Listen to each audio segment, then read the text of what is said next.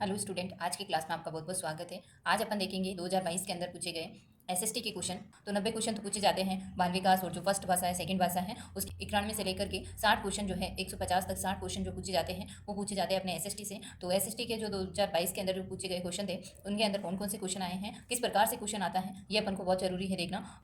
2022 के अंदर एसएसटी के पूछे गए क्वेश्चन के अंदर कौन कौन से क्वेश्चन हैं, तो एक तो ये क्वेश्चन पूछा गया था एसएसटी के अंदर कि एस तरंग का छाया के क्षेत्र में विस्तार लगभग होता है। तो भूकंप की जो तरंगे होती है उसके अंदर आती है एस तरंग, उसके अंदर छाया का जो विस्तार है लगभग होता है 105 से लेकर के 105 डिग्री तक। 105 से लेकर के 105 डिग्री तक जो है इसकी छाया का विस्तार होता है। कयाल किस तट पर स्थित है, तो कयाल जो है ये किस पर स्थित है, मालाबार तट पर स्थित है।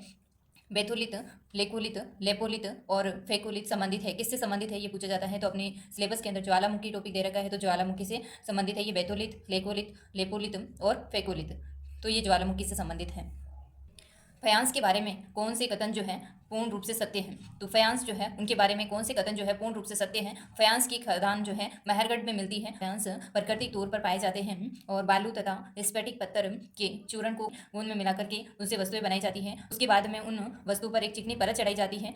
तो इस तरह से ये बनाने की प्रक्रिया दे रखी है। फयांस के मन के चूड़ियाँ और झुमके तथा छोटे बर्तन बनाए जाते हैं। तो इसमें से पूर्ण रूप से सत्य कौन सा है, तो ये वाला है कि भाई बालू और स्फटिक पत्थर के चूर्ण को गोंद में मिलाकर के वस्तुएं बनाई जाती है, तो ये सही है। उसके बाद में उन वस्तुओं पर एक चिकनी परत चढ़ाई जाती है।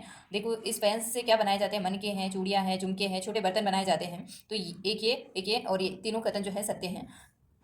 तो नेक्स्ट क्वेश्चन है ऋग्वेद काल के विषय में कौन सा कथन सत्य है, ये बताना है कि कौन सा कथन सही है। सोम एक पौधा था, सोम एक पौधा था, ब्रह्मा विष्णु और महेश प्रमुख देवता थे। ऋग्वेद काल की बात कर रहे हैं, कहाँ की बात कर रहे हैं, ऋग्वेद काल की बात कर रहे हैं। तो सोम एक पौधा था, ब्रह्मा विष्णु और महेश प्रमुख देवता थे। सूक्त का मतलब अच्छी तरह से बोला गया था। उपनिषद वे आरण्य ग्रंथ रचे गए थे। इंद्र युद्ध का प्रमुख देवता नहीं था। तो इसमें से कौन सा कथन सत्य है ये बताना है। तो एक और तीन कथन जो है सत्य है। एक तो सोम एक पौधा था, ये कथन सही है, और ऋग्वेद काल के अंदर ये प्रमुख देवता नहीं थे। तो सूक्त का मतलब भी यही होता है, अच्छी बात है ना, अच्छी तरह से बोला गया अर्थ होता है इसका। तो एक और तीन ये सत्य हैं। उपनिषद और आरण्य ग्रंथ रचे गए थे, तो ये भी गलत है कि उपनिषद और आरण्य ग्रंथ ऋग्वेद के अंदर नहीं रचे गए थे। इंद्र युद्ध का देवता प्रमुख नहीं था गलत है, क्योंकि था, इंद्र तो युद्ध का देवता ही था। तो ये कथन भी गलत हो गया। तो कौन सा कथन सही है, तो एक और तीन ये कथन सही है ना। ये अवंतीपुत्र और उनके कंचन के मध्य जो है अब जो संवाद है वो कौन से ग्रंथ के अंदर है, तो ये बौद्ध ग्रंथ जो है मज्जुम निकाय उसके अंदर जो है इनका संवाद मिलता है। कौन से बौद्ध ग्रंथ में बौद्ध संघ और मठों में रहने वाले लोगों के लिए नियमों का संग्रह था। तो बौद्ध संघ और मठों के अंदर रहने वाले जो हैं लोग, उनके लिए नियमों का जो संग्रह था वो किसके अंदर था, विनय पिटक के अंदर था। भारतीय दर्शन की 6 पद्धतियां षड दर्शन में शामिल हैं, इसके अंदर कौन से शामिल हैं, तो सत्यार्थ प्रकाश नहीं है, महाभारत भी नहीं, उपनिषद भी नहीं है। वैसे से किसके अंदर शामिल है, पश्चिमी एशिया के यूनानी शासक सेल्यूकस निकेटर के राजदूत के रूप में मौर्य काल के अंदर भारत कौन आया था। तो सेल्यूकस निकेटर का जो राजदूत आया था मौर्य काल के अंदर भारत, तो वो आया था मेगस्थनीज। अरिकामेडु जो है उसके बारे में सत्य कथन कौन सा है, ये पांडुचेरी के अंदर स्थित था। अरिकामेडु महत्वपूर्ण पतन था, यहाँ अंकोरा जैसे पात्र मिले हैं, यहाँ पर यूनानी साम्राज्य के संबंधित वस्तुएं मिली है, यहाँ के राजा चेर वंशी थे। इसमें से कौन सा कथन सत्य है, तो पूर्ण रूप से जो सत्य कथन है वो ये है कि ये जो है अरिकामेडु ये एक पांडुचेरी के अंदर स्थित था, और ये एक पतन था, बंदरगाह जिसको अपन बोलते हैं ये था, और यहाँ से जो है अंकुरा जैसा पात्र मिला है। ठीक है, तो ये तीनों कथन सही है, पहला, दूसरा और तीसरा। चीनी यात्री जो स्वयंसांग है वो किस राजा के दरबार में थे, हर्ष के दरबार में ये चीनी यात्री था, हैंसांग या फिर स्वयंसांग, है ना। तो कौन से नाटक के अंदर गुप्त काल के अंदर एक गरीब मछुआरे के साथ में राज कर्मचारियों के दुर्व्यवहार की बात की गई है, तो ये अभिज्ञान शाकुंतलम जो है उसके अंदर जो है गुप्त काल के अंदर एक गरीब मछुआरे के साथ में राज कर्मचारियों के दुर्व्यवहार की बात की गई है। तो कौन से ग्रंथ में कही गई है, अभिज्ञान शाकुंतलम। बित्तर गांव का मंदिर उत्तर प्रदेश के अंदर है। 15वीं शताब्दी के उत्तरार्ध में शंकरदेव जो कि वैष्णव धर्म के मुख्य प्रचारक थे, उनके उपदेशों को किस नाम से संबोधित किया जाता था, तो भगवती धर्म के नाम से इसे संबोधित किया जाता था। मुगल काल के अंदर खुदकास्त और पाईकास्त क्या थे, तो किसानों के जो प्रकार थे उनको कहा जाता था, कुछ किसान थे उनको खुदकास्त कहा जाता था, कुछ को कहा जाता था पाईकास्त। तो किसानों के जो प्रकार है वो है ये, है ना, खुदकास्त और पाईकास्त। मुगल काल में मंजिल आबादी, सिपाही आबादी और मुल्क आबादी का संबंध किससे है ना। पुस्तक के भाग जो है वो ये है, मंजिल आबादी, सिपाही आबादी और मुल्क आबादी। स्त्री पुरुष तुलना नाम से किताब किसने प्रकाशित करवाई थी, तो ताराबाई सिंधे के द्वारा जो है प्रकाशित करवाई गई थी। महाराष्ट्र के सतारा के अंदर समानांतर सरकार प्रति सरकार की स्थापना कब की गई थी, तो महाराष्ट्र के अंदर जो है सतारा के समानांतर जो सरकारें हैं उनकी स्थापना कब की गई थी, 1943 के अंदर की गई थी। भारत के संविधान की उद्देशिका में कौन सा शब्द नहीं दिया गया है, तो भारत के संविधान की उद्देशिका में कौन सा शब्द नहीं दिया गया है, यानी भारत की उद्देशिका यानी प्रस्तावना, इसके अंदर कौन सा शब्द नहीं दिया गया है। तो उद्देशिका के अंदर अपन को विश्वास, उपासना और धर्म ये 3 शब्द मिलते हैं, लेकिन कई भी भाषा अपन को शब्द नहीं मिलता है। इस पर्सन से अपन को ये पता चल रहा है कि अपन को जो प्रस्तावना के अंदर शब्द दिए गए मुख्य मुख्य उनको जरूर याद रखना है। इस तरह से क्वेश्चन बन सकता है कि संविधान की उद्देशिका यानी प्रस्तावना के अंदर कौन सा शब्द नहीं दिया गया है, तो इसके अंदर जो भाषा है वो शब्द नहीं दिया गया है। विश्वास, उपासना और धर्म ये शब्द दिए गए। भारत के अंदर पथ विक्रेता और जैविक संरक्षण तथा पथ विक्रेता विनिमय अधिनियम कब लागू किया गया था, तो 2014 के अंदर ये लागू किया गया था। अवशिष्ट शक्तियों का जो सिद्धांत है उनका प्रावधान भारत में किस देश के संविधान से लिया गया है, तो अवशिष्ट जो शक्तियां हैं उसका सिद्धांत का प्रावधान भारत के अंदर कौन से देश से लिया गया है, तो ये कनाडा के संविधान से जो है अवशिष्ट शक्तियों का सिद्धांत जो है भारत के संविधान में ग्रहण किया गया है। भारत के राष्ट्रपति फखरुद्दीन अली अहमद की मृत्यु के बाद में कार्यवाहक राष्ट्रपति के रूप में किसने कार्य किया था, तो बी.डी. जत्ती जो है उन्होंने कार्य किया था। जब फखरू अली अहमद की मृत्यु हो गई थी उसके बाद में राष्ट्रपति के रूप में किसने कार्य किया था, तो बी.डी. जत्ती के द्वारा ये कार्य किया गया था बाद में कार्यवाहक राष्ट्रपति के रूप में। किन दो राज्यों के लोकसभा निर्वाचन क्षेत्रों की संख्या समान है, तो कौन से दो राज्य हैं जहां की लोकसभा निर्वाचन क्षेत्र जो है उनकी संख्या समान है, तो आंध्र प्रदेश और राजस्थान। बच्चों की सुविधा और मदद के लिए जो निःशुल्क हेल्पलाइन नंबर है वह है 1098 यानी 1098। भारत के अंदर कौन सा संविधान संशोधन द्वारा मंत्रिपरिषद का आकार निर्धारित किया गया था, कौन सा संविधान संशोधन है, 91वां। 1989 के अंदर कौन सी समिति ने स्थानीय शासन के निकायों को संवैधानिक दर्जा प्रदान करने की सिफारिश की थी, तो पी.के. थुंगन जो समिति है। उपाधियों का अंत कौन से मौलिक अधिकार का हिस्सा है, तो समता का अधिकार जिसको अपन समानता का अधिकार भी कहते हैं। भारत के संविधान के 8वीं अनुसूची के अंदर अनुसूचित भाषाओं का सही समूह पहचानना है, तो यहाँ पर आपको दिख नहीं रहा होगा, यहाँ पर संताली है, हिंदी और संस्कृत। तो संताली, हिंदी और संस्कृत ये 3 भाषाएं जो हैं 8वीं अनुसूची के अंदर शामिल थी। इसके अलावा और भी भाषाएं शामिल थी, 22 भाषाएं शामिल हैं, परंतु अभी जो ऑप्शन है उसके अकॉर्डिंग ये तीनों जो भाषाएं हैं उसके अंदर शामिल थी। ग्लोब पर वह वर्त जो कि दिन और रात को विभाजित करता है वो क्या कहलाता है, प्रदीप्ति वक्र। अवरोही पवनें प्रवाहित होती है पर्वत से घाटी की तरफ, है ना। इनमें से कौन सी एक आकलन की सीमा नहीं है, भय तथा तनावपूर्ण परिवेश मुक्ति ये नहीं है। एक तो प्रतिस्पर्धा को अधिक महत्व है और समय की कमी है, संकल्पनात्मक त्रुटि है, भय तथा तनावपूर्ण परिवेश से मुक्ति ये आकलन की एक सीमा नहीं है।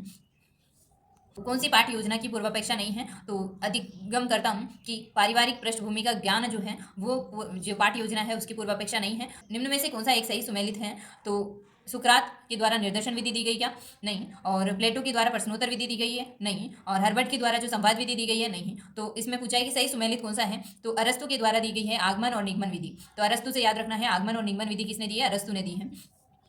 निम्न में से कौन सा एक सामाजिक अध्ययन शिक्षण का सामान्य उद्देश्य नहीं है, तो कौन सा उद्देश्य नहीं है, पर्यावरण से परिचित होना। रेडियो तरंग वायुमंडल के किस परत से वापस आती है, तो आयन मंडल में जाकर के ये वापस आती है। तो कौन सा चक्रवात है जो समुद्र पर जल स्तंभ कहलाता है, तो ये टोर्नाडो जो है ये समुद्र के ऊपर जल स्तंभ कहलाता है। निम्नलिखित धाराओं में से कौन सी ठंडी धारा है, तो निम्नलिखित धाराओं में से ठंडी धारा बतानी है, तो एक तो है लेब्रेडोर धारा जो ठंडी धारा है, और एक है आयोसीवो ये भी एक क्या है, ठंडी जल धारा है, और बेंगुहला धारा ये भी ठंडी जल धारा है। परंतु अलास्का जो धारा है ये गर्म जल धारा है। उपभोग के समय जवारी कर्म होता है, सामान्य से अधिक होता है। निम्नलिखित वनों एवं वृक्षों को सुमेलित करना है, तो उष्णकटिबंधीय सदाबहार वन के अंदर महोगनी वृक्ष पाया जाता है। उष्णकटिबंधीय पर्वतीय वन के अंदर साल वृक्ष पाए जाते हैं। तो पर्वतीय वन के अंदर जो है स्प्रूस वृक्ष पाए जाते हैं। मैंग्रोव वन के अंदर जो है ताड़ वृक्ष पाए जाते हैं। निम्नलिखित में से कौन सा भारत में लोह अयस्क पेटियों का समूह है, तो भारत के अंदर लोह अयस्क की जो पेटियां हैं वो एक तो मयूरभंज है जो ओडिशा के अंदर है, सिंहभूमि जो झारखंड के अंदर है, और बेलाडीला छत्तीसगढ़ के अंदर है। राजस्थान में अरावली पर्वतमाला किस दिशा में विस्तृत है, तो राजस्थान के अंदर जो है अरावली पर्वतमाला, जैसे ये राजस्थान है और इस तरह से जो है राजस्थान के अंदर अरावली पर्वतमाला निकली हुई है, तो इधर उत्तर है और इधर पूर्व है, तो इधर है पश्चिम और इधर है दक्षिण, तो दक्षिण पश्चिम से उत्तर पूर्व की ओर है ना। तो राजस्थान के अंदर अरावली पर्वतमाला जो है दक्षिण पश्चिम से उत्तर पूर्व की ओर विस्तृत है। तो जलवायु प्रदेशों को सुमेलित करना है यहाँ पर। तो जैसलमेर जिले के अंदर कौन सा जलवायु प्रदेश पाया जाता है, तो जैसलमेर अपन को पता है कि उस तरफ तो शुष्क है ना, शुष्क क्षेत्र है, तो जैसलमेर को शुष्क क्षेत्र याद रखना। जैसलमेर का जो है शुष्क क्षेत्र है, जो है अपन को झालावाड़ पता है। इनमें से कोई भी अगर अपन को पता है तो इस तरह से अपन देख सकते हैं कि झालावाड़ के अंदर जो है अति आर्द्र है, क्योंकि आर्द्र नहीं है अति आर्द्र है, बहुत ज्यादा ही आर्द्रता देखने मिलती है झालावाड़ के अंदर। 4 का ए है, तो 4 का ए कहाँ पर है, या भी है यहाँ है, तो इससे अपन को नहीं निकाल सकते भाई कौन सा ऑप्शन है। तो जयपुर के अंदर उपाद्र जलवायु, तो उपाद्र जलवायु कहाँ पर पाई जाती है, जयपुर के अंदर। और सवाई माधोपुर के अंदर कौन सी जलवायु पाई जाती है, तो उपाद्र जलवायु तो जयपुर के अंदर है, और सवाई माधोपुर के अंदर जो है आर्द्र जलवायु है। कौन सी आर्द्र जलवायु सवाई माधोपुर के अंदर है। तो अपन को इस तरह याद रखना है, जैसलमेर के अंदर शुष्क जलवायु है, और जयपुर के अंदर जो है उपाद्र जलवायु है, और सवाई माधोपुर के अंदर जो है सवाई माधोपुर में आर्द्र जलवायु है, और झालावाड़ में अति आर्द्र जलवायु है। तो ए का हो जाएगा क्या, डी, फिर सी, बी और ए, तो इस तरह से डी ऑप्शन हो जाएगा। इस तरह से क्वेश्चन पूछे जाएंगे, जिले दे देंगे और इधर जलवायु प्रदेश दे देंगे, तो अपन को याद रखना है कौन से जलवायु प्रदेश के अंदर कौन कौन से जिले आते हैं। तो जिला और परियोजना के बारे में देखना है। चित्तौड़गढ़ जिले के अंदर कौन सी परियोजना है, तो चित्तौड़गढ़ जिले के अंदर राणा प्रताप सागर परियोजना है, तो सही है ये, है ना। सही कथन नहीं पूछ रहा है तो ये भी सही है ना। और आगे देखते हैं अजमेर के अंदर बिसलपुर परियोजना है क्या, नहीं। बिसलपुर परियोजना जो है वो तो टोंक जिले के अंदर है, तो ये गलत हो गया ना, ये तो क्या है, गलत है। और उदयपुर के अंदर मानसी वाकर परियोजना है क्या, बिल्कुल सही है, ये भी मानसी वाकर परियोजना उदयपुर में ही है। और प्रतापगढ़ के अंदर जो है जाकम परियोजना है, सही है। तो 1, 3 और 4, 1, 3, 4 जो है विकल्प सही है। किन फसलों के उत्पादन में राजस्थान का भारत में प्रथम स्थान है, अंदर कोई भी जो है सही नहीं बैठ रहा था उस टाइम 2022 में जब पेपर हुआ था, तो उसमें बच्चों को क्या मिला था, बोनस मिला था। 2001 से 2011 की अवधि के दौरान गंगानगर जिले के अंदर कौन सी जनसंख्या वृद्धि दर है, 10.0, है ना। तो ये जो है सबसे कम है, न्यूनतम है जनसंख्या वृद्धि दर, सबसे ज्यादा बाड़मेर की है।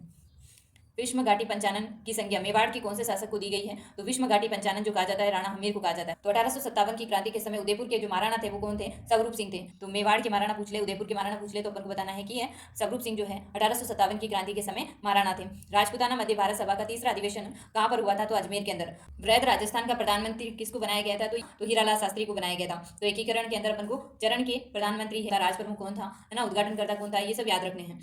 बाणासुर का जो शहीद है वो किसको कहा जाता है, तो बाणासुर का जो शहीद है वो मेजर शैतान सिंह को कहा जाता है। चूरू दुर्ग का निर्माण 1739 के अंदर किसने करवाया था, तो चूरू दुर्ग का निर्माण जो करवाया गया था वो 1739 के अंदर ठाकुर कुसाल सिंह के द्वारा करवाया गया था। तुलसी, हालरू और तिमणिया तथा पोत नामक आभूषण महिलाएं शरीर के कौन से अंग पर धारण करती है, कौन से भाग पर धारण करती है, तो जो तुलसी है, हालरू है, तिमणिया है, पोत है, ये आभूषण जो है महिलाएं गले के अंदर धारण करती है ना। विजयदान देता की पुस्तक दुविधा पर कौन सी फिल्म का निर्माण हो चुका है, तो दुविधा पहली जो फिल्म है। हेला ख्याल नामक लोक नाट्य राजस्थान में कौन से क्षेत्र से संबंधित है, तो हेला ख्याल जो है वो दौसा की है। पटेलिया, बिछिया और लालर वे माछर क्या है, तो ये पटेलिया, लालर, बिछियो, माछर ये क्या है, तो ये मेवाड़ के प्रसिद्ध लोकगीत है। सामाजिक विज्ञान जो है उन सभी विज्ञानों के लिए एक सामान्य शब्द के रूप में है जो कि मानव मामलों से संबंधित है, मानव के जो मामले हैं उनसे संबंधित है। तो ये परिभाषा दी थी फेयर चाइल्ड द्वारा दी गई परिभाषा है। निम्न में से कौन सी श्रव्य सामग्री है, श्रव्य सामग्री यहाँ पर पूछी गई है, तो लिंगवा फोन जो है ये क्या है, श्रव्य सामग्री। निम्न में से कौन सा एक किलपैट्रिक के द्वारा दिया गया परियोजना का प्रकार नहीं है, तो विध्वंसात्मक परियोजना जो है किलपैट्रिक के द्वारा जो परियोजनाओं के प्रकार दिए गए हैं उसमें नहीं है। रचनात्मक परियोजना है और समस्यात्मक परियोजना है, अभ्यास परियोजना है। तो विध्वंसात्मक जो परियोजना है वो नहीं दी गई है। तो किलपैट्रिक के द्वारा परियोजना के जो प्रकार दिए गए हैं वो सारे अपन को अच्छी तरह से याद करने हैं। रेखीय अभिक्रमित अनुदेशन का प्रतिपादन किसने किया था, तो रेखीय अभिक्रमित अनुदेशन का जो प्रतिपादन किया गया था वो किया गया था BF स्किनर के द्वारा। 2022 में जो सामाजिक विज्ञान के क्वेश्चन पूछे गए थे ये अपन ने देखे हैं किस तरह से क्वेश्चन पूछे गए हैं 2022 में, ताकि जो आने वाली रीट एग्जाम है अपना उसके अंदर भी ऐसे ही क्वेश्चन पूछे जाएंगे, इसका पता अपन को चल जाए। और आगे जो एग्जाम की अपन तैयारी करेंगे तो इसी आधार पर करेंगे कि किस तरह से क्वेश्चन पूछे जाते हैं, है ना, तब जाकर अपनी अच्छी तैयारी होगी। तो 2021 का पेपर भी अपन नेक्स्ट वीडियो के अंदर देखेंगे। तब तक के लिए जय हिंद, जय भारत।